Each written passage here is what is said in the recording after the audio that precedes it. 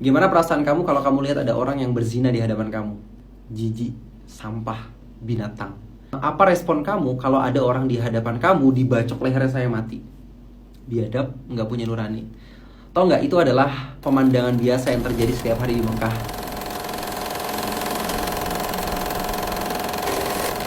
Nabi Muhammad hidup dan tumbuh dalam kondisi masyarakat yang rusak kayak gini.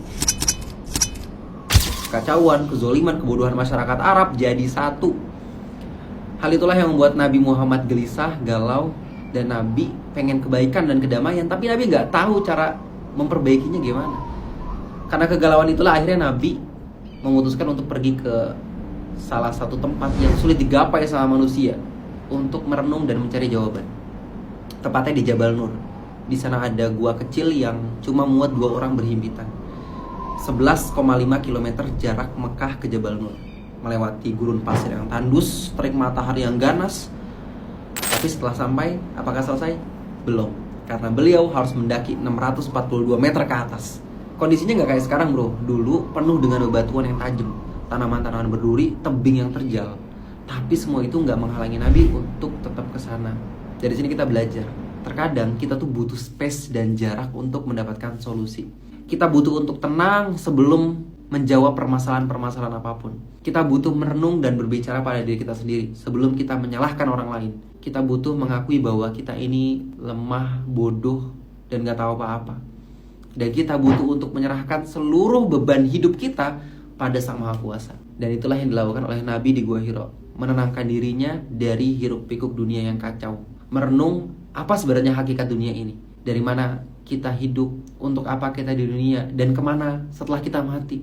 Beliau bermunajat, meminta pertolongan pada Yang Maha Kuasa. Hingga pada suatu hari, di bulan yang sangat membakar dan terik, yaitu bulan Ramadan. Di malam hari yang sunyi, beliau didatangin oleh sesosok malaikat sambil berkata, "Ya Muhammad, Iqra." Tubuh Muhammad langsung bergetar. Lisan beliau keluh karena didatangi oleh sosok makhluk yang bercahaya dengan suara yang sangat menggelegar. "Iqra ya Muhammad."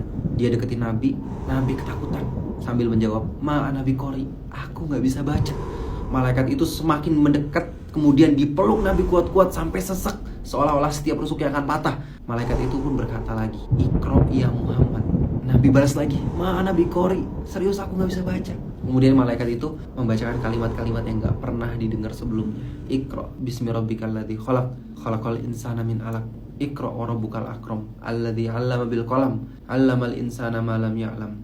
Nabi Muhammad ngikutin perintah malaikat, membacanya berulang-ulang kali sampai beliau hafal. Kemudian malaikat itu pun pergi. Iqra, bacalah, belajarlah, telaahlah. Itu adalah langkah awal untuk kita merubah apapun. Lingkungan, masyarakat, keluarga, bahkan diri kita sendiri.